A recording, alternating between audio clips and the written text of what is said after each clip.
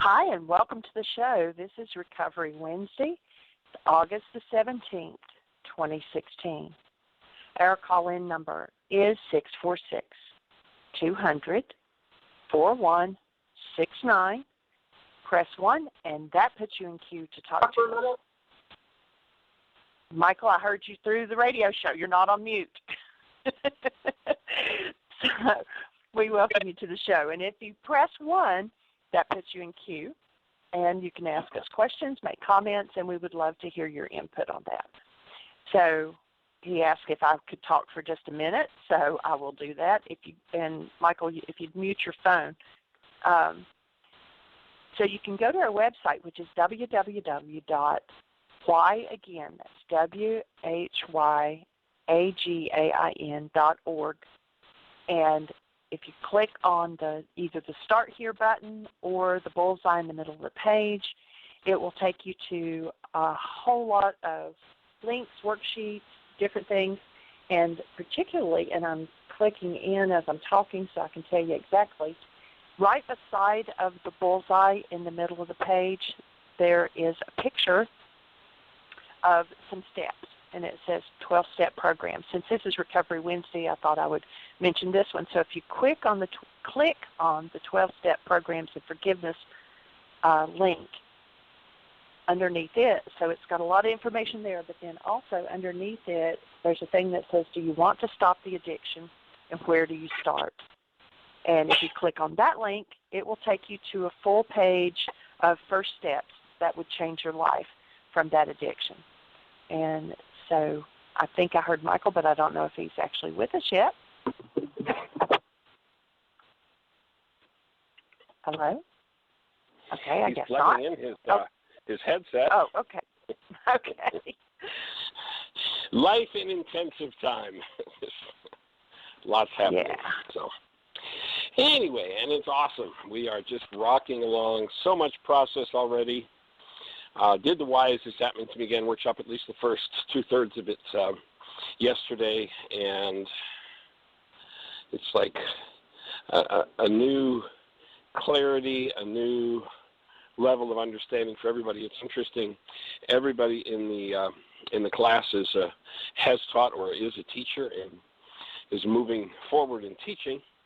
And we had a young man yesterday who called us, who lives here locally. He had done the Why Is This Happening to Me Again workshop during the 10-day Food Fund Forgiveness and Work program. And he called yesterday and he's like, I want to do this. I'd like to do the intensive. So he joined us last night. So he's the only one who hasn't been in teaching yet. So it'll add another flavor. One of the things that happens in an intensive is it's very live.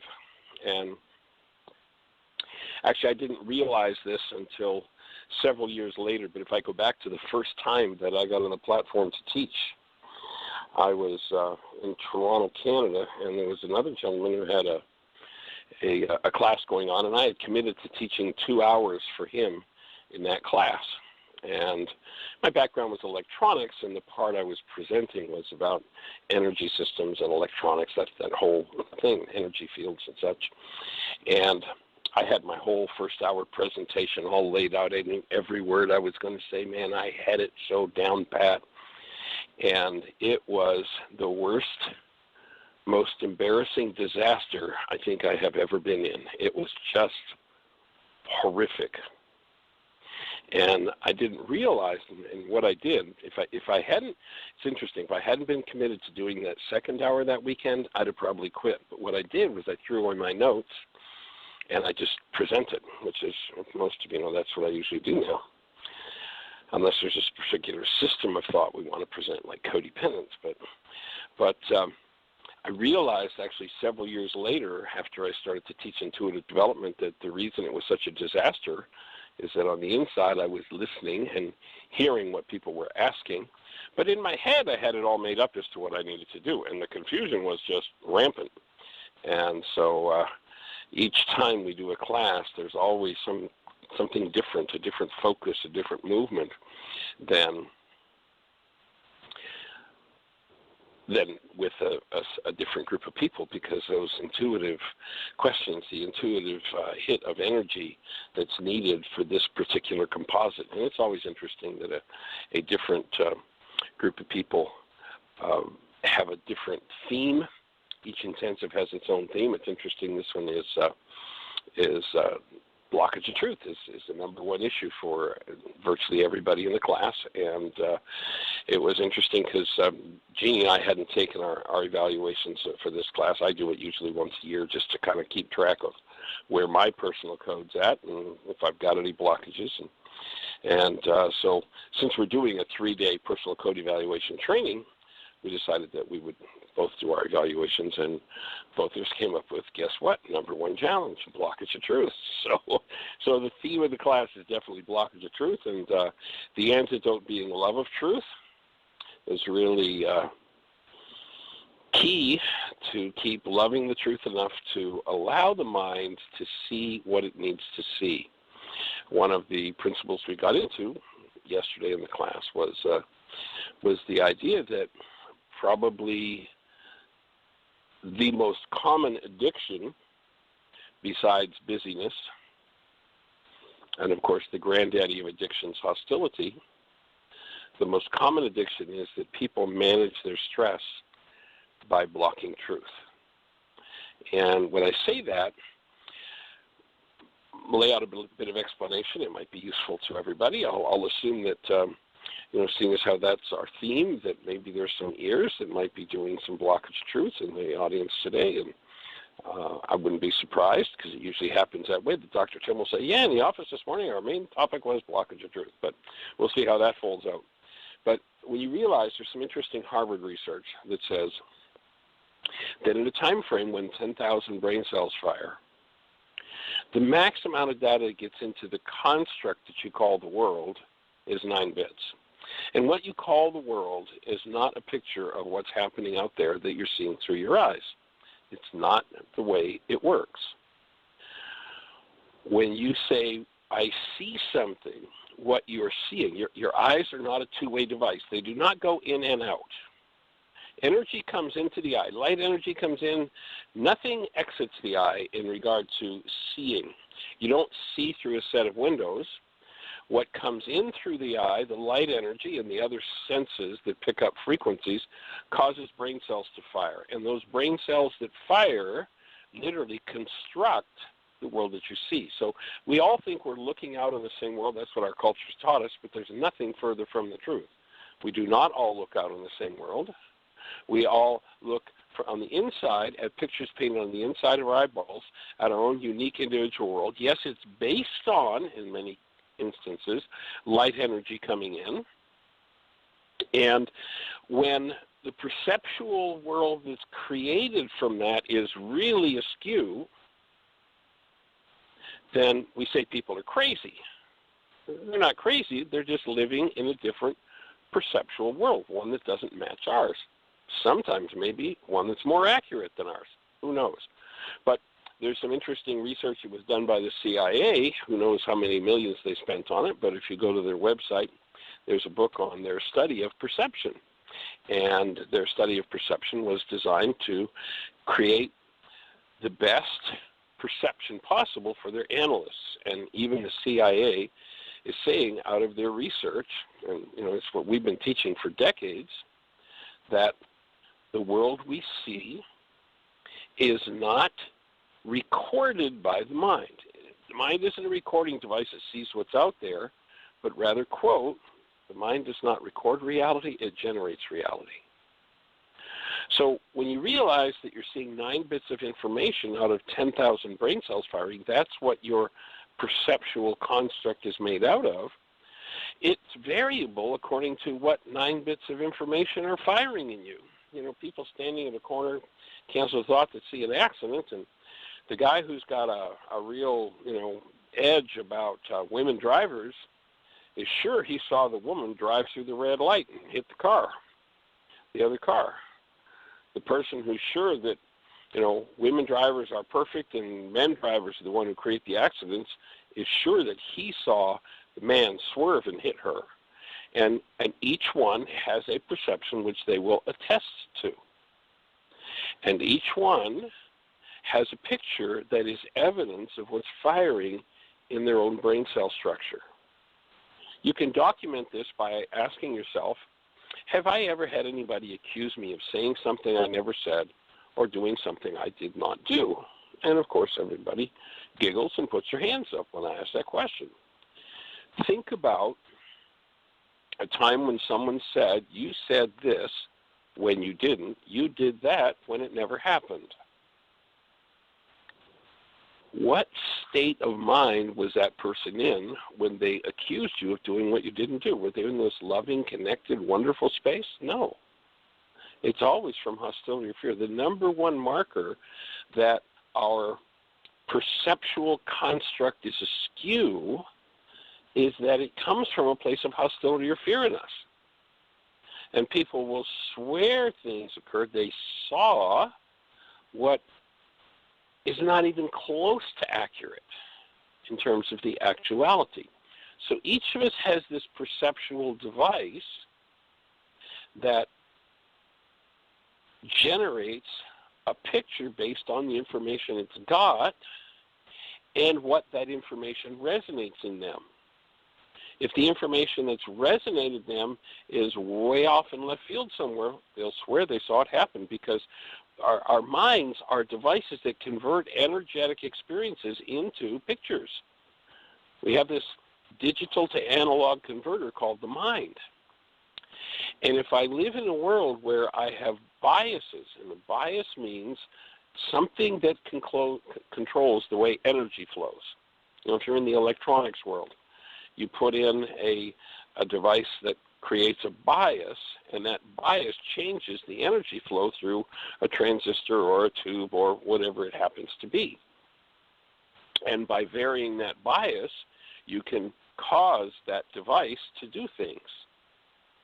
Well, if one has a bias in a particular arena, for instance, if one lives in a world that, man, when I was a kid, I got blamed for, I could never do anything right. My power person was all over me all the time about how I couldn't do it right, and I had to be controlled, and I had to be directed, and boy, if I couldn't make my own choices, you've got a person who, when they're under stress, and power person dynamic comes up, will play out that same game.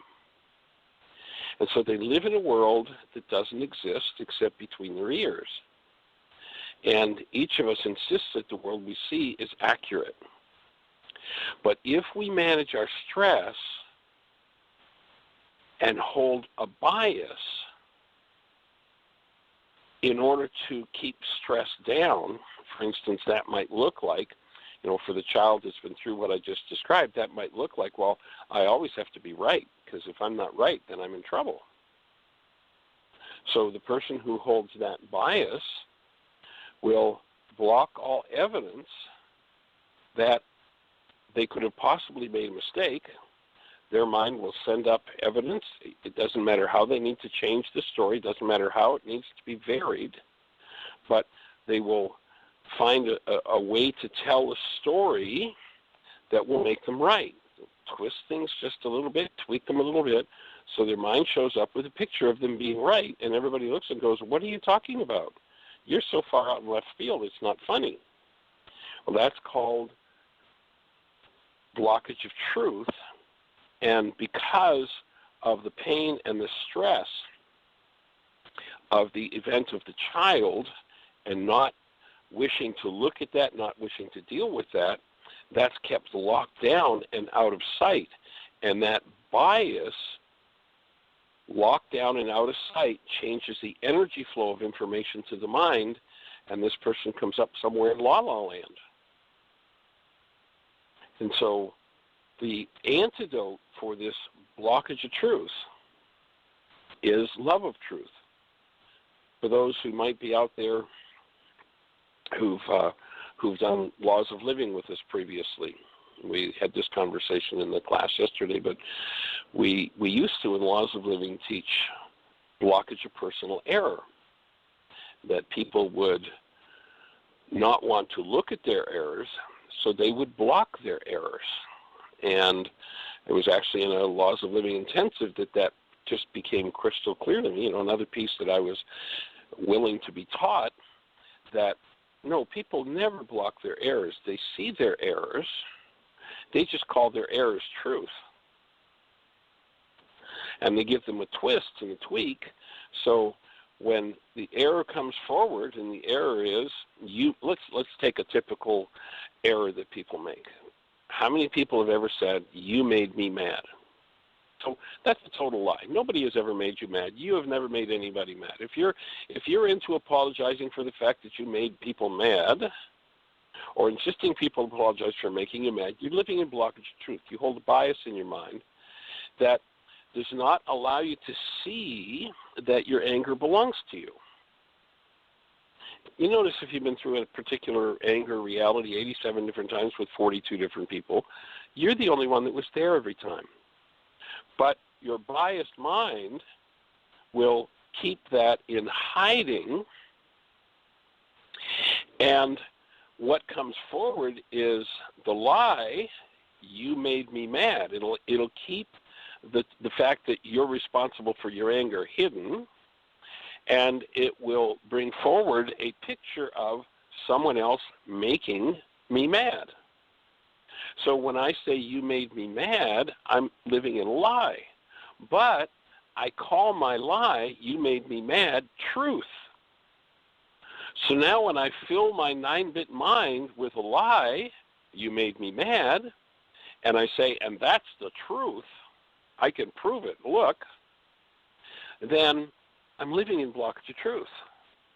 By calling my lie truth, I live in blockage of truth, and now the truth isn't available to me. Now, you'll notice if you get close to someone who lives that way, who plays that game, and you decide to play John the Baptist for them, which is really a big part of doing this work. You know, I've shared before, Tim shared before, how somebody wants to puke on you for bringing them information that they're in blockage of truth of. So if someone is holding that bias and another brings the truth, the evidence that would prove that you're responsible for your own anger, what happens is being confronted with truth when one is in blockage of truth, their stress goes up. So the spouse that turns to the other spouse and says, "You know, I'm really tired of you blaming me for your anger. You know, you were angry at work yesterday. You were angry over on the golf course the day before. You were angry at the store. Anger is your game, and I'm not responsible for it, and the guy on the golf course wasn't responsible, and the clerk at the store wasn't responsible. You're responsible for your anger. Grow up and take responsibility for it." What happens is, confronted with that truth, the mind that has a bias that everybody else is to blame for my anger, their stress skyrockets, goes through the roof. Now, one of the things we work toward, especially in Laws of Living, helping people to rewire, is to rewire the mind so that when truth shows up and stress arises, instead of doing what most people do, and that is, when their stress goes up, it's wired to getting rid of the source of the information. What we work to do is help people to rewire their minds so that when their stress goes up, it rewires to going to self-correction. So that the person who's in anger all the time, blaming everybody else, is confronted with, "You know, you've been doing this all your life, and you've always got a new person to blame for it, but you're the only one that was there every time. It's about you." That this person can take a breath and go, "Whew, I never thought of it that way. Geez, maybe I am responsible for my anger. What do I do now? Well, you know, I've always thought it was everybody else." Well, that person has the opportunity then to go inside themselves and start to become aware of the blocked truth, and that is, I have anger. And thank you for that tool of forgiveness, because now I can wire my awareness of anger to doing the forgiveness work around getting rid of my anger so that I can be free of it. Because, you know, it's miserable to be angry all the time. It's just a heck of a place to live. But I always thought it was everybody else's fault. And so loving truth becomes the antidote for that game of blockage of truth, and it shifts the whole operation of the mind. And to watch people who stand in that place of willingness to move there is just monumental, and the changes that happen in the family system when that occurs. And the beauty of it is, it's not a big deal. All one has to do when they're in that situation where their stress is up and they want to puke on somebody else is stop for a moment and look at the goal they hold for that person who stands in front of them. Well, my goal is for you to agree with me. You're the cause of my anger. And cancel that goal, because as long as that goal is held in the mind, it will distort the truth. Great line in the Course in Miracles. You must be aware of the distorting power of the way you want it to be. So when I can cancel that goal, then I can start to look at the truth and go, geez, yeah, God, I'm angry everywhere, and I'm always blaming everybody. What do I do with that? Okay, that's where you start doing worksheets. That's where you begin to use the forgiveness process, and all of a sudden what happens is you get to live in a peaceful mind rather than an angry mind. You get to see a peaceful world rather than an angry world. Everybody that's out there struggling, fighting, making war lives in an angry, rageful world because they're angry, rageful people. You go back, and most people who believe in that whole world and think it's really the truth started out in early childhood with anger and abuse. And now they're big, tough soldiers, angry and abusing people.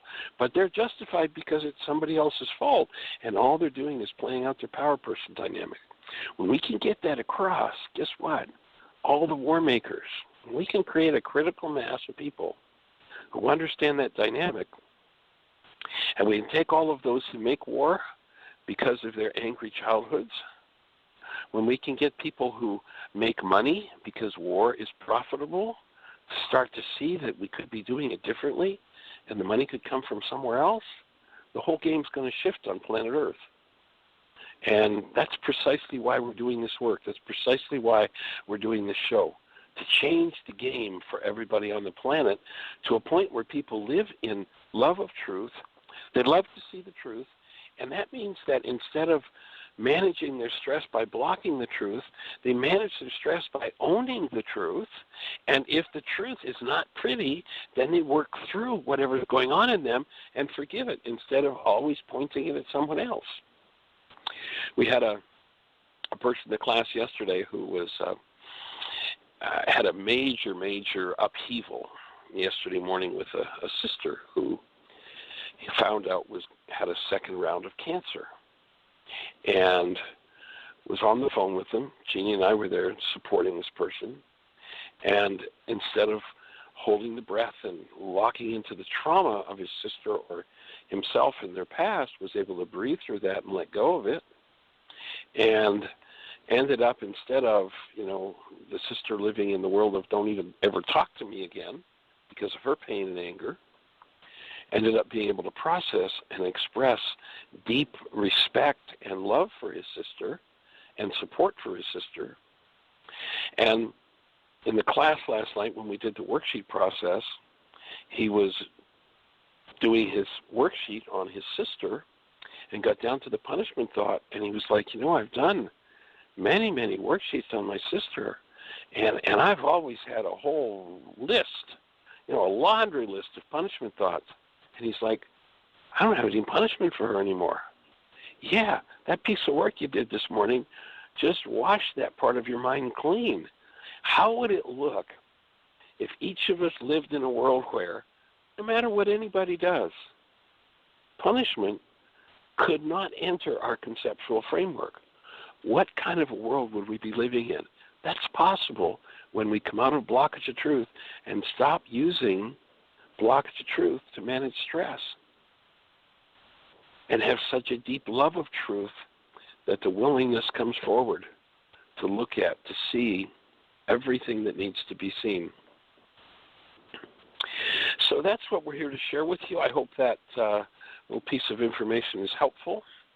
And as far as application goes, sometimes it can be challenging. So we have a call-in number, 646-200-4169. If you're in the chat room, or if you're in one of those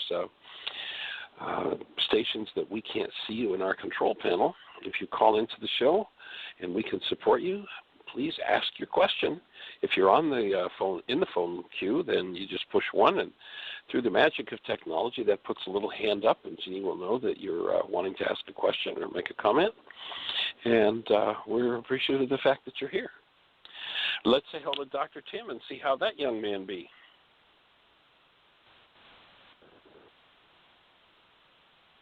Are you with us, Tim?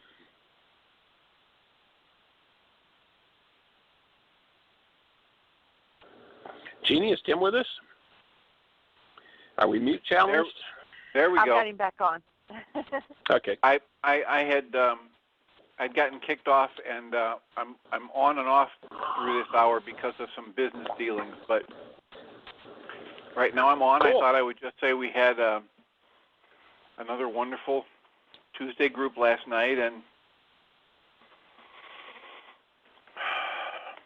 I didn't hear a theme of Recovery Wednesday, but I enjoyed the intro and understand exactly that I've seen several times in the past few days, including in our group last night, the power of learning that my upset is a sign of my blockage of truth. And when I apply the tools to remove what's less than that truth and that love, relief happens. And it happened again last night for a brave person in our group. And I just say before I go back on mute that I'm just blessed to have the opportunity to share this process with people. So awesome, sir. And we're blessed that you are sharing the process with the people you do share it with and with us, and we appreciate you deeply, deeply, deeply. And you're right. With the intensive going on, my mind skipped that it was even Wednesday. I don't keep track of days very well during intensives, but it fits perfectly. In fact, the whole 12-step, if you look at the willingness to surrender and asking for help, doing an inventory is all about overcoming blockage of truth. And that's definitely the key. And actually, we'll probably get some comments in that regard from Gail if she's with us today. Are you there, young lady? I am here. Awesome. Well, I think I suspect that probably, although I didn't language it because my brain wasn't on it being Recovery Wednesday, where we're working on recovering the truth of being, which certainly ties in that when people are not functioning as love, they're blocking the truth about themselves. But the whole 12 steps really is, in a sense, could be said to be geared to overcoming blockage of truth and living in the truth and getting support for living there. How does that fit for you from a 12-step perspective, Gail? I thought the intro was perfect and beautiful, and I appreciated the bits and pieces that you gave me by hearing that information over again. And I agree with you. In the second step, it talks about we come to believe that a power greater than ourselves would restore us to sanity. And one of the definitions of sanity is in order to define sanity, it's best to define its opposite, and that would be insanity. And one of the definitions that we get for insanity is from Albert Einstein, and that's doing the same thing over and over again, expecting different results. And another definition that we get is to live outside the truth. So when we're being restored to sanity, we're doing something different in order to get different results, or we start to live inside the truth. And of course, the phrase "come to believe" is a change in thought. Yeah, it's right along with what we do in the Aramaic forgiveness process for sure, is to be returned to truth. And working the rest of the steps, taking different actions in step 2, making a decision in step 3, doing the inventory in step 4 to look at the facts of our thinking errors, talk about those thinking errors in step 5, become willing to release those thinking errors in step 6, release those thinking errors in step 7, and start to make amends to people that we've harmed throughout those thinking errors in 8 and 9. And then, of course, the maintenance step in 10 is to do these things every day. And step 11 is sought through prayer and meditation to improve our conscious contact with God as we understood God, praying only for knowledge of His will for us and the power to carry that out. The nation step.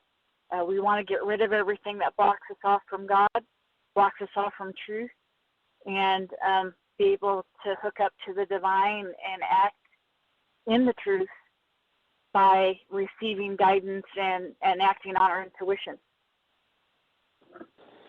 So there's a perfect definition of sanity then, and that is when you realize that God is love, to live as we were created to live as love becomes sanity. And, of course, by that definition, most of the world is insane. Because you look at the hostility, the fear, the rage, the guilt, the grief in so many circles. And I mean, just looking at the whole political process is such a microscope on the insane mind. And people who you would think would be moving in the direction of wanting to be sane to run a country. And yet the hostility, the fear, the stories, the lies is just amazing. And so recovery of the truth of who we are, that we all started out exactly the same. You know, if you hold a newborn child, you know exactly what human life is. And it's about recovery of that human life. And that would be living in truth. So it all definitely ties together. Do you have the space, by the way, to take on another person as a sponsor? I certainly do. Good. Well, right after the show, I'll give you a quick call, and I have someone that I have in mind that could use some support if that's appropriate. That would be awesome. That Cool. would be awesome. Fabulous. Well, anything on your mind then in terms of Recovery Wednesday? I absolutely do have something on my mind. I have a question for you. I will tell a brief story and see where we go. I was eating dinner with a friend of mine who is also in recovery, and a name was brought up of somebody that we know mutually.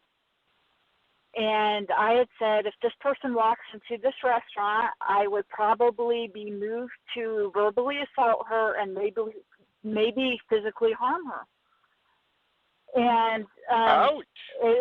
Yeah, exactly. There's a lot of energy behind this particular person. And what I did, this person, she's got more time in the program than I do. She knows enough about the program. Can I interrupt you for a moment? You may. Can I interrupt you for a moment? You may. Just ask a question. Let me ask a question about truth here. Is there a lot of energy, your words were behind this person, or is there a lot of energy in your mind that you attach to this person? Absolutely, and that's exactly what the person that I was eating with was gentle enough and had enough information to point the mirror back at me and have me take a look. Cool. And during that weekend, the weekend after that, I did a numerous amount of worksheets or wake-up sheets on this individual in order to dismantle that energy. And I thought, before this process started, that this all has to do with my mother, and it doesn't. It drilled down into my stepfather. And, and I started to do some new goal canceling on my stepfather after I got rid of all the energy pertaining to this other woman. And actually, I was able to go to a meeting and sit in a meeting with this woman and be in a place of neutrality yesterday, which is huge for me. With the best interest of the newcomer that I brought to the meeting, to be able to sit in that meeting and have moved to a place of compassion. And so that was huge, that transformation and that particular relationship.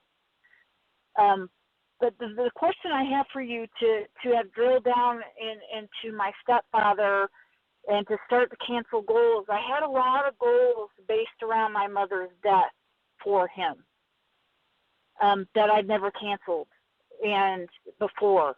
I didn't even realize that I had them. And there's a lot of hatred around that because he did not take care of my mother, nor would he allow us to take care of her while she was dying. And she suffered a lot needlessly because of his neglect. And it seemed like, to me, that he was seeking revenge. She was in a totally, completely helpless state. He wouldn't let us near her, like I said, and he wouldn't take care of her. And he kept wanting her to pursue further treatment, which is chemo, and suffering. He wouldn't allow her to have hospice, die peacefully at home. I felt like he always made everything about him and would not focus on her. So I canceled a lot of these goals. And I hit a spot where there wasn't any much further to drill into. Does that make sense? Do you get to that place where this is it? This is a dead end. This is where this energy stops. This is where this energy was created, and you need to finish dealing with this particular person? Absolutely. Does that make sense? Absolutely. Yeah, that's exactly what I was sharing with the person here at the intensive who had hundreds of worksheets he's done around his sister and always had an abundance of punishment thoughts. And after a huge opening, I mean, he sat with both Jeannie and I on the phone with her and just teared and really kept breathing instead of holding the breath and just processed through a ton. I mean, did an awesome piece of work. And is there still work to do around his sister? Yes, but punishment is just evaporated, and it comes to that. And I'll hold the space that you could go to a meeting and be in the room with that person that you started the conversation about and actually look at them through eyes that are fueled by the active presence of love and could reach out in true active love and offer them truly total love and support, because that's what human life does. And, you know, there's a powerful piece in the Course in Miracles that says, exempt no one from your love, or you will be hiding a darkened place in your mind where healing is not welcome. And when you realize that, you know, when we have upset, we hold this whole hallucinogenic world where I'm upset about a body. That body out there, that person out there who is a body, and of course, let's go back to the very basics of the why is this happening to me again. Einstein says, on such things as matter, we have been all wrong. What we have heretofore called matter is energy, energy whose vibrations have been so low as to be perceptible to the senses. There is no matter. So there is no body out there. The body, you know, each of us is an energy field. If we could see the truth of who we are, we'd see this whirring mass of electrons, protons, neutrons, and light. That's literally what's true about us. But the brain, according to the way it's been trained, you know, 1,000 times we're hypnotized into seeing eye, ear, nose, hair. You know, as babies, they stood over us and went, see, nose, eye, hair, chin, you know.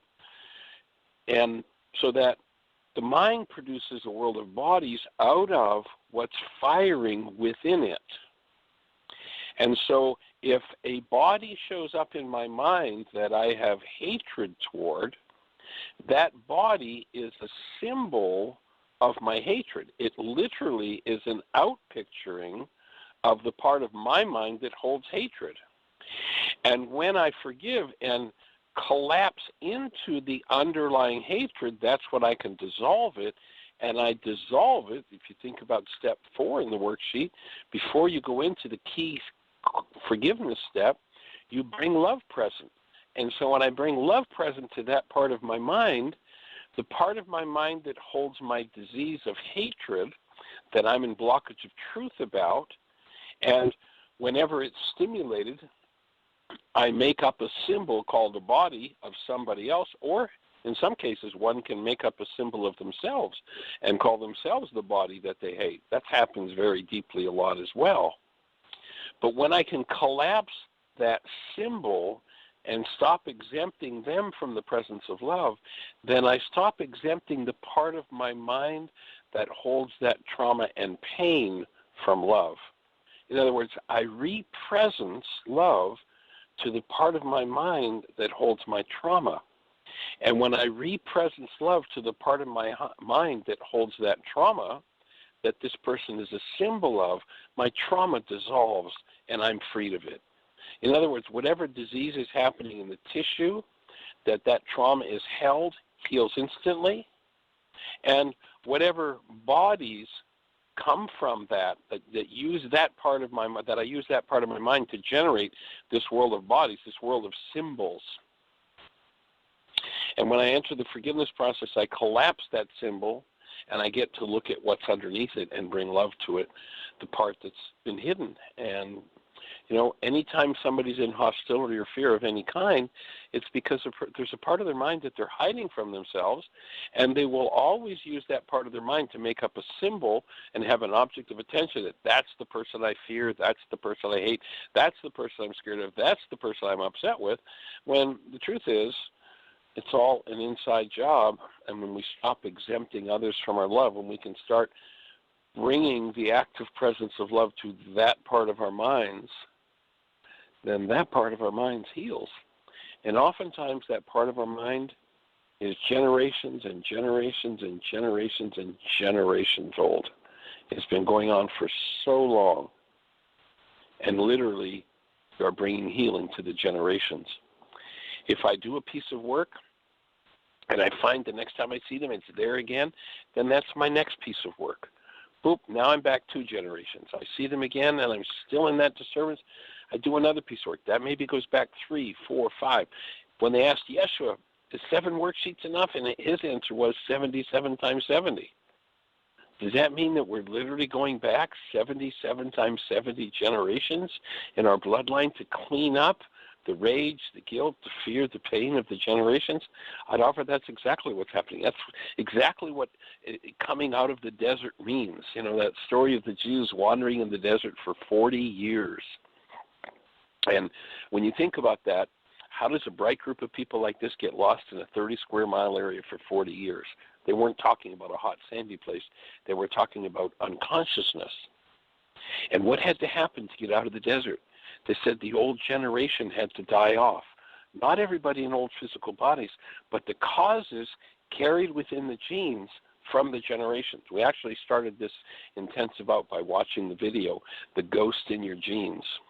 And there is a link on the website. Everybody might benefit from watching. It's a free watch through our website of The Ghost in Your Genes. And it gives another level of insight into how these generational patterns, you know, you go back and they were talking genetics several thousand years ago when they said the Jews were wandering in the desert for 40 years and the old generation had to die off. They had to clean up. When they talked about the sins of the father passed to 3 and 4 generations, they talked about that. When I'm cut off from love, the only advisor I have is what's in my genes. So they said, and you know, here's the Creator talking to humans directly. Here's love saying, the heirs of your generations will run your life if for 3 to 4 generations if you hate me. You look at the final phrase in that statement about the generational patterns. And hate there in Aramaic is not hate as in a love-hate relationship, but those who are separated from me. So humans, or people who are potentially human, who cannot call forward, really truly call forward the literal, conscious, active presence of love, have no other advisor to go to but to what the generations have done. And of course, if we look at our generations, I know if I look back at mine, some of them were pretty crazy. So if that's the only advisor we have, yeah, we're in trouble.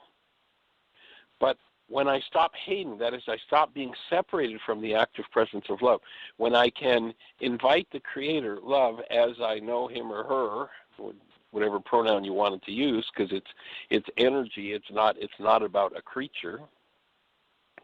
If I bring forward the active presence of love in me, then I can begin to dissolve those patterns. And all of a sudden, the symbols of my hatred, bodies in my mind that I think are the bodies that I hate, disappear. Another great line in the Course in Miracles says, there is no place so holy upon the earth as the place where an ancient hatred becomes a present love.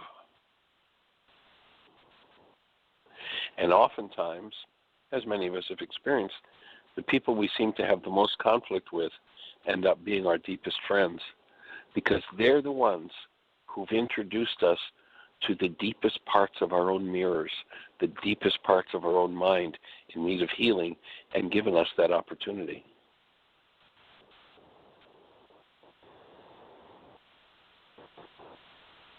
And I breathe with you.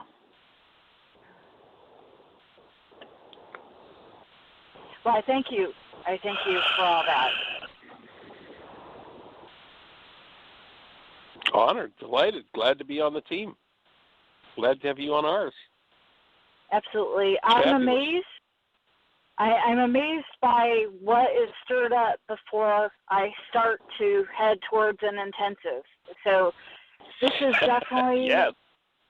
an issue. This is definitely a power person dynamic that I'm going to need support and getting rid of, because the hatred for this man, I don't have a laundry list for this man. I just want this man to die.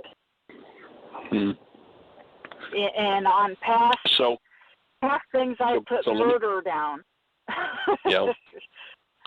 So what you're now talking about, remember, it's all done with smoke and mirrors. So what you're now talking about is the part of you that you wish would die, and the part of you that you feel murderous toward. He's a symbol.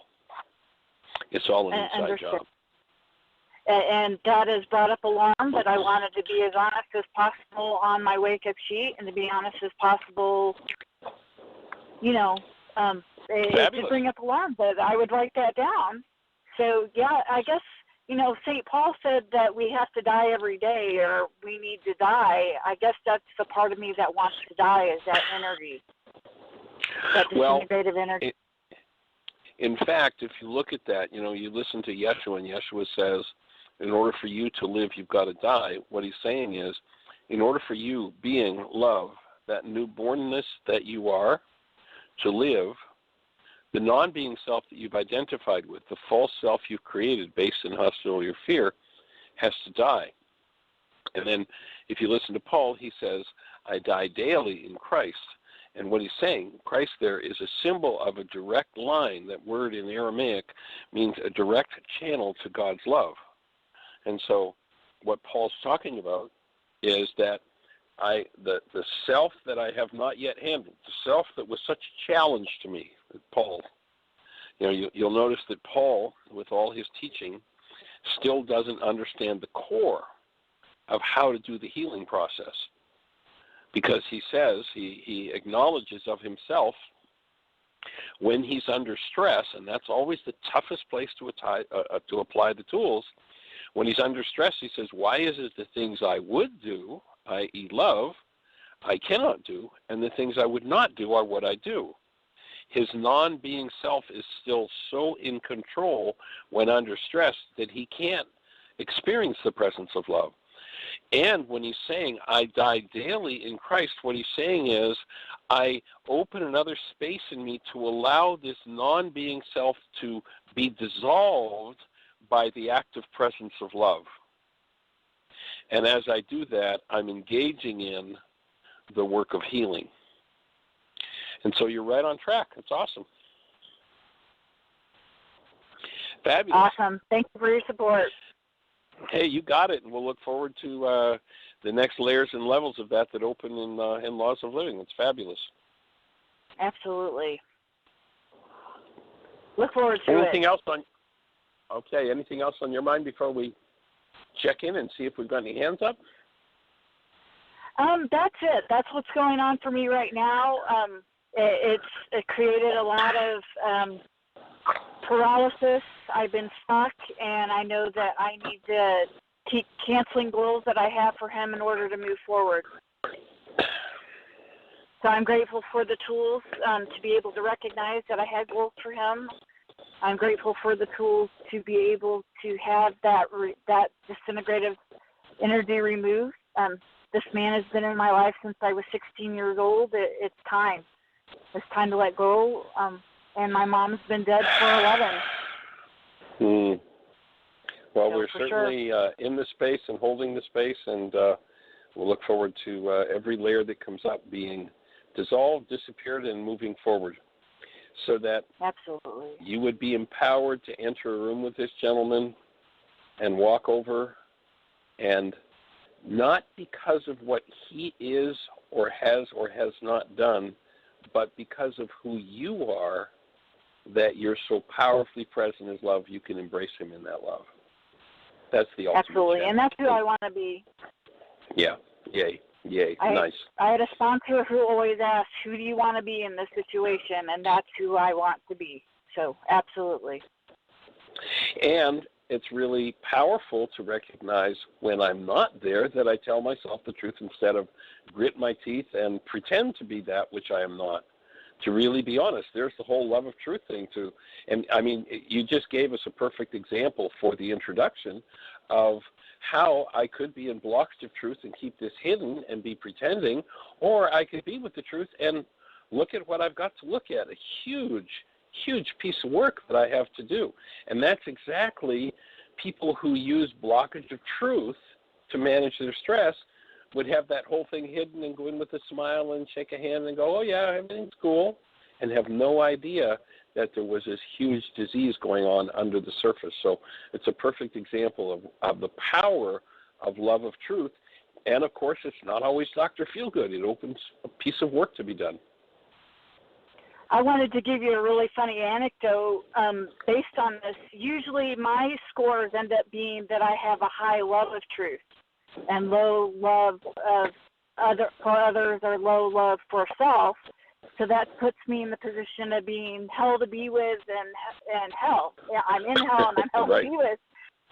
And so what that looks like in my life, just a funny anecdote, is that we call those kind of people in the 12-step world big book thumpers.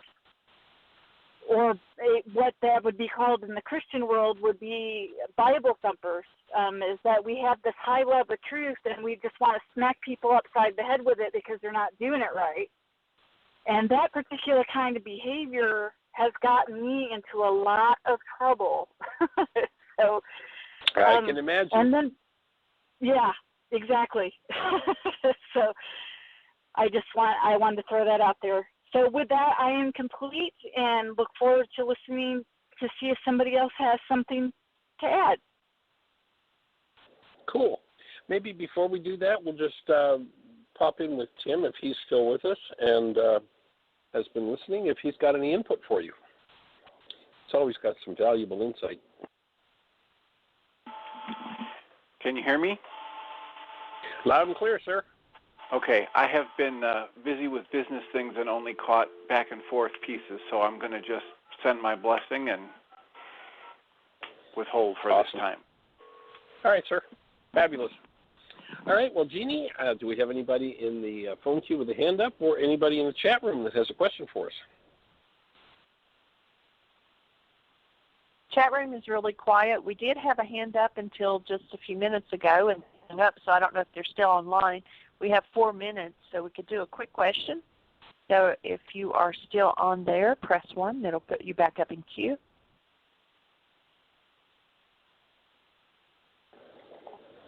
And no hands up. If we don't have a hand up, then I'm going to talk a little bit. Well, actually, let's talk about 2 things. The 2 events that we have coming forward yet. Jeannie is doing starting on September 15th, and that's confirmed. I think you said you've got room for 3 more residential ladies for your intensive in Michigan. We have room for 3 residential and 4 commuters. So right now we're up to 11. So it's awesome. So you're going to have a full house, it sounds like. That's fabulous. Yeah. So, ladies, Jeannie's going to be doing a Women Healing Women 4-day mini intensive starting the 15th of September in Williamsburg, Michigan, just outside of Lansing. Got a big, beautiful mansion. Actually, to do it in. Thank you, Michelle. Williamstown. Okay. I guess some old brain cells about Williamsburg keep coming in there. But anyway, so if you're ready, ladies, to do another level of work, that workshop has some open spaces, and Jean will be flying up there to do that intensive with strictly women. She won't let me come. It's just kind of uncouth, but I'll just do a worksheet. And beyond that, we've got one more intensive that's an open one. We've actually got 2 more events to do this summer here at Heartland once we finish this 9-day Why Is This Happening to Me Again intensive, and that is we're doing a 3-day personal code evaluation training. And the personal code evaluation is an evaluation that we give everyone. That was what was being referred to a few minutes ago about love of truth and love of others, and how Gail expressed that as part of the evaluation. And what it is it's a questionnaire that we've set up that measures one's personal code and blockages in the personal code, so that we can pinpoint what it would be most beneficial for people to work on when they do an intensive or they do personal work with people. So for those who are teaching, done teacher training or laws of living, that's an open 3-day mini intensive on personal code evaluation to understand how to administer that and interpret it and make sense of it and use it usefully with working with people in their awakening spiritual process. And then we'll begin on the 29th of August through September 13th doing a Laws of Living intensive. And that's a residential intensive here at Heartland. And the Laws of Living is a workshop that comes straight out of the Aramaic. And the core, the whole process is about how do we get back into direct relationship with this energetic world around us. If we violate the principles by which the universe operates, we're out of harmony with laws of living, and we'll end up in trouble: pain, physical, mental, emotional, relationship, financial. And so an example of that would be, there's a thing called the law of gravity. You know, if I don't understand the law of gravity and I go step off a cliff, at the bottom of the cliff, bones break. Yeah, it hurts. I didn't violate the law, but I didn't understand that if I wanted to stay upright on my feet, I needed to stay away from the cliff. I didn't understand how it worked. One who understands how the laws of living work, for instance, can design and fly an airplane. So understanding how these energy fields that we live, move, and have our being in work gives us a tremendous amount of liberty.